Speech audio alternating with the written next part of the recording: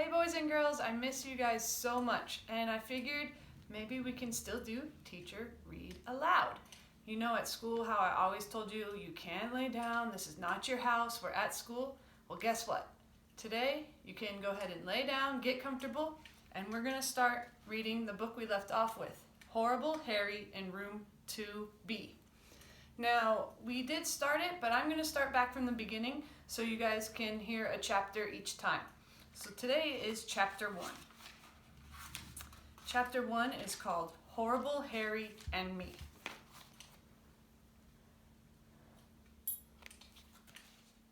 Harry sits next to me in room 2B. He looks like any other second grader, except for one thing. Harry loves to do horrible things. When I first met Harry out on the playground, he had a shoebox. I asked him, "What's in there?" "Something. What's your name?" "Doug," I said. "Want to see a girl scream, Doug?"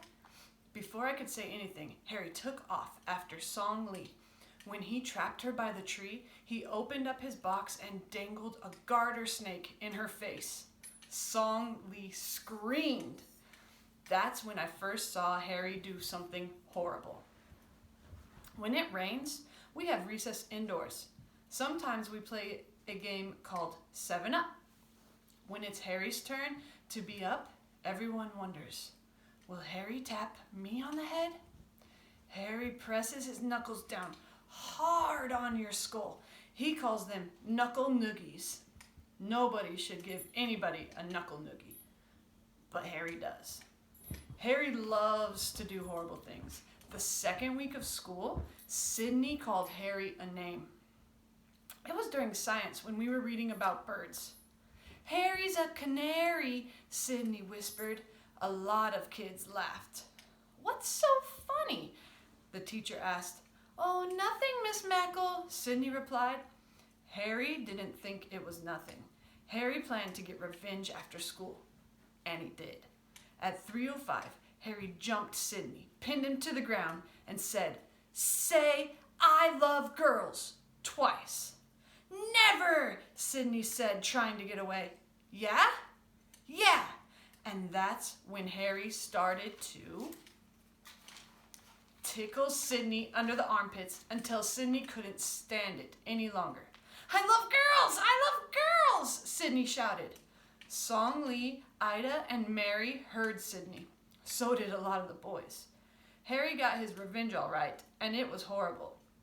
Sydney ran down the street screaming, "I'll get you back someday." Here's the picture.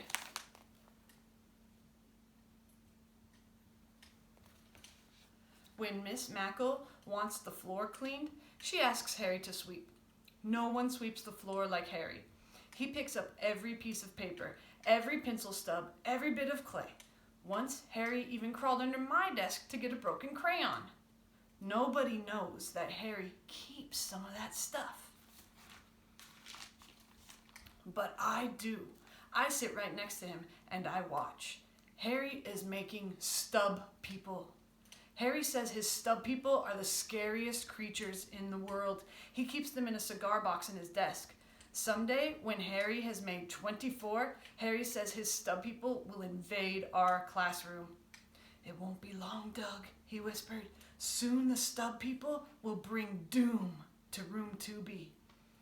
When it was Song Lee's birthday, her mother brought in 2 trays of treats for the class. After we sang happy birthday to Song Lee passed out the treats. Mrs. Mackle noticed there were 3 fortune cookies and 1 cupcake left. Mrs. Mackle put them on a plate with a card that said, "We love Mrs. Michelson," and then she said, "Who would like to take these treats to our librarian?" Everyone raised their hand except Song Lee. She's too shy. We kept raising our hands. Sydney made noises like, "Ooh, me, me, me." Mrs. Mackle picked Harry and me. She knows we're not afraid to go upstairs, where the big kids are. When we were walking upstairs to the library, Harry asked me if I wanted to split the cupcake.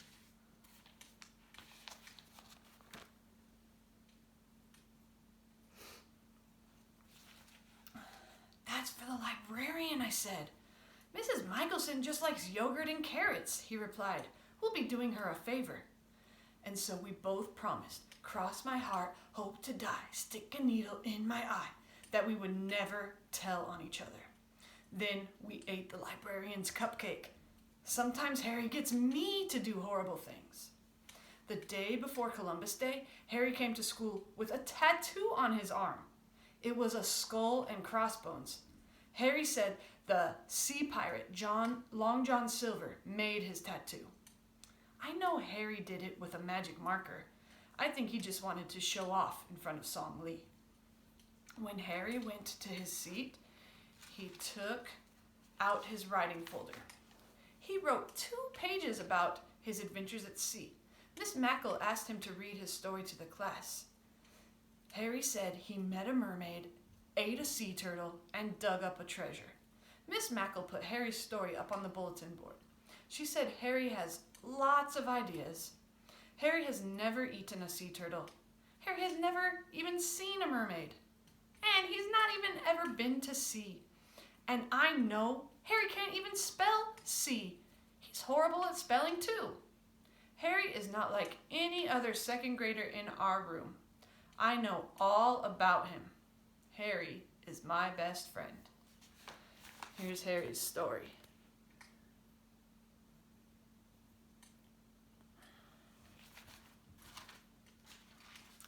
So that's the end of chapter 1.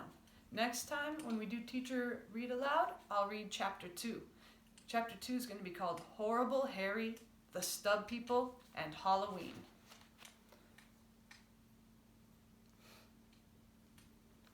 I miss you guys so much, and I can't wait to finish reading Horrible Harry and get to the chapters we haven't read in class yet. I hope you're all doing great at home, and I hope you enjoyed Teacher Read Aloud, all comfortable in your pajamas, on the carpet, laying down, on the couch, all the ways we can never do it at school. I hope it was fun. Miss you guys. See you soon. Bye.